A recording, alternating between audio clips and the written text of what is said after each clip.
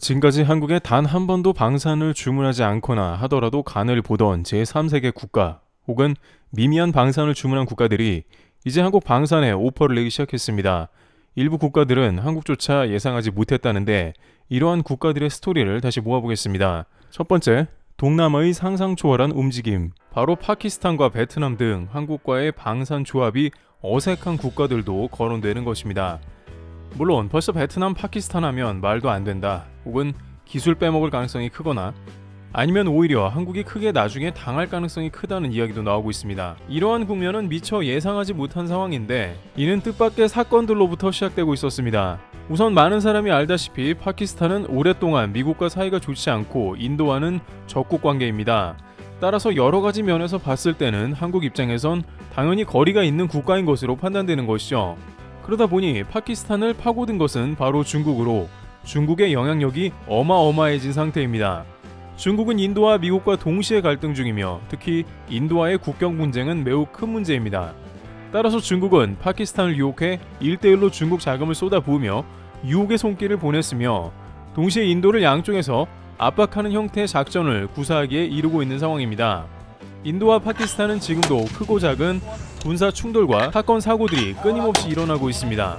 중국은 이런 상황을 이용해서 파키스탄을 지원하며 동시에 파키스탄을 장악하려는 모습을 보입니다. 파키스탄의 항구를 중국 해군기지로 활용하려 하며 이는 1대1로 거점 중 하나로도 활용됩니다.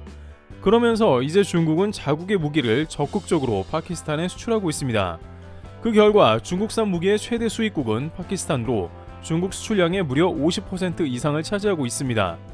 파키스탄도 아무도 자신들에게 무기를 판매하지 않으려고 하니 중국에 쏠리고 있는 모습이었고, 러시아의 경우에는 인도와 방산 관계가 매우 깊은 곳도 있기에 파키스탄 무기 판매 승인에 덜 적극적이었습니다.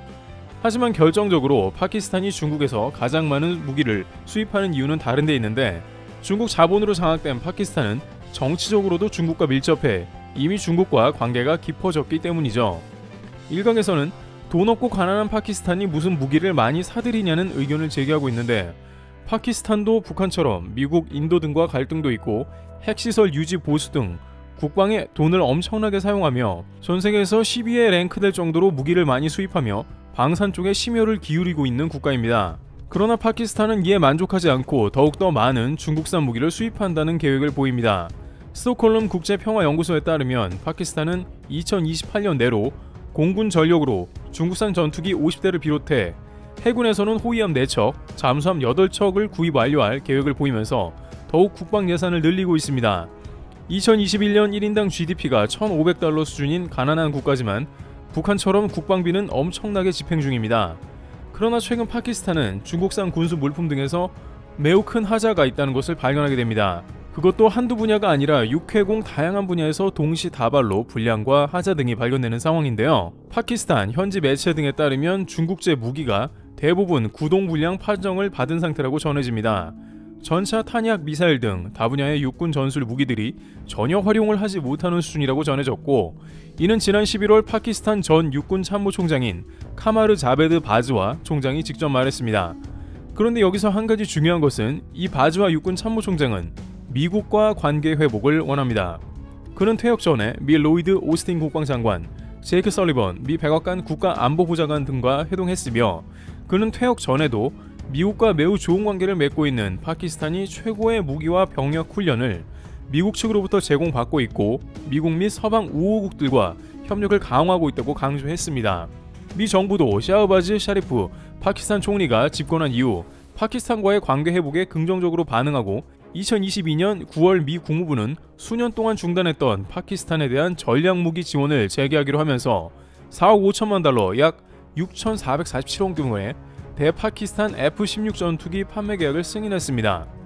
앤서니 블링컨 미 국무부 장관은 F-16 전투기 판매를 통해 파키스탄과 영내에서 발생하는 테러 위협에 파키스탄군이 대응할 수 있는 능력을 강화할 수 있게 됐다고 평가했습니다. 또한 미국은 사상 최악의 홍수 피해를 겪은 파키스탄에 대대적인 원조를 제공하며 파키스탄 끌어안기에 나서고 있는데, 작년 역대급 홍수를 겪은 파키스탄에 미국 원조가 시작됐습니다. 물론 바이든 대통령은 수차례 파키스탄 핵무기가 안전하지 않으며 위협이라고 부정적 발언을 했지만, 이는 곧 미국 정부에서 해프닝으로 수습하면서 파키스탄과 좋은 관계를 맺으려는 모습입니다. 이 모든 것은 다름 아닌 중국 때문이기도 하고 파키스탄 내 반중 정서가 엄청난 것도 한몫했습니다. 파키스탄 국민들은 1대1로 사업으로 아무런 이득을 못 보고 중국인들만 들어와 일을 하는 모습을 보였으며 얼마나 반중 감정이 심했는지 작년 4월에는 중국 대사가 묵었던 호텔에 사건도 있었습니다. 일각에선 그럼 쿼드 멤버인 인도가 미국과 파키스탄 관계의 회복을 싫어하지 않겠냐고 말하는데 인도야말로 오히려 쿼드 멤버이면서 러시아와 관계가 돈독해 미국과는 요원해진 상태가 되었습니다. 결국 파키스탄은 서방 쪽과 원만한 관계로 돌아서는 국면이 되었다고 판단됩니다. 그런 와중에 가장 파키스탄이 공들이고 있는 국방 장비들이 대부분 불량이라는 게 밝혀졌는데요. 특히 최근 파키스탄은 중국 장정공사 ALIT의 GH-4형 무인기를 구매하였습니다.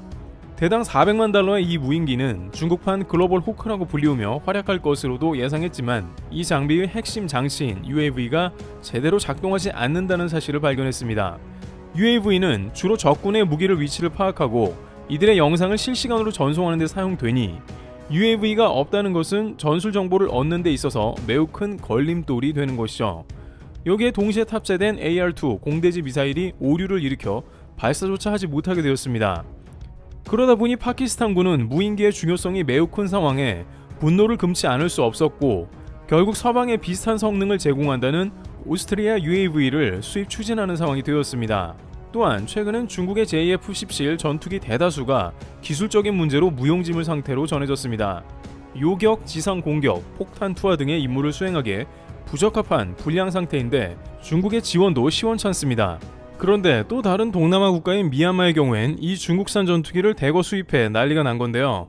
현지 매체는 미얀마군은 기술적 전문성이 부족해 문제를 해결하지 못한다고 분석가 등을 인용해 보도했습니다. 물론 미얀마 군부는 잘 돼서 좋을 게 없지만 어찌되었든 파키스탄에 이어 제대로 당한 셈인 것입니다. JF-17은 중국과 파키스탄이 공동 개발한 전투기로 미얀마에도 공급되었으나 대부분이 미작동했고 파키스탄은 물론이고 미얀마까지 중국산 부품에 의문을 품는 상황이 나와 동남아에 번져간 것이죠. 미얀마 역시 없는 살림이지만 군부는 대당 330억 원에 총 16대를 구매해 5천억 원대 거래가 이루어졌으나 전문가들은 레이더 미사일에 문제가 있는 전투기는 결국 5천억짜리 고철을 구매했다는 평가를 합니다. 미얀마도 서방과 다양한 국가의 문제 때문에 중국에서만 전투기는 물론 함정, 잠수함 등 무기를 공급받아 오는 등 이처럼 동남아의 군수품 물자가 문제를 일으키며 이제 관심이 자연스럽게 K방산으로 오는 상황입니다. 앞서 미국도 파키스탄에 F-16 유지 업그레이드 패키지를 판매하는 등 분위기가 급변하고 있으며 이에 K방산 물품이 파키스탄에도 대거 공급될 가능성도 서서히 고개를 들고 있는 것이죠. 파키스탄의 카라치 코트라 무력관에 따르면 K방산 진출이 적극 검토된다고 거론했는데요. 파키스탄은 2023년에만 10조 원가량 국방 예산을 배정했고 매년 두 자릿수가 늘어나고 있습니다. 파키스탄은 각종 방산 엑스포를 개최하면서 서방 등 다양한 국가에 기회를 제공하고 있는 상황입니다. 이미 한국과는 지난 아이디어스 2006 방산 엑스포에 방위사업청에서 파키스탄과 군수협력을 체결했는데 지금까지 장악하던 중국의 기술력이 드러난 이상 이제 한국의 타이밍이 가까웠다는 의미입니다. 영국 이코노미스트지에 따르면 러시아가 전쟁으로 방산이 위축되어 한국이 동남아의 최대 수혜국으로 된다고 했고 여기에 중국까지 파키스탄을 속여 불량 방산을 제공해 차기 선택지가 대한민국이 될 수 있다는 의미입니다. 물론 인도와 적성국인 파키스탄에 이미 자주포 수출국인 K9을 공급하는 것은 겹치는 문제일 것입니다. 그러나 최근 전세계 방산 트렌드를 보자면 적성국이 제공한 무기가 서로 혼재하는 모습도 목격됩니다.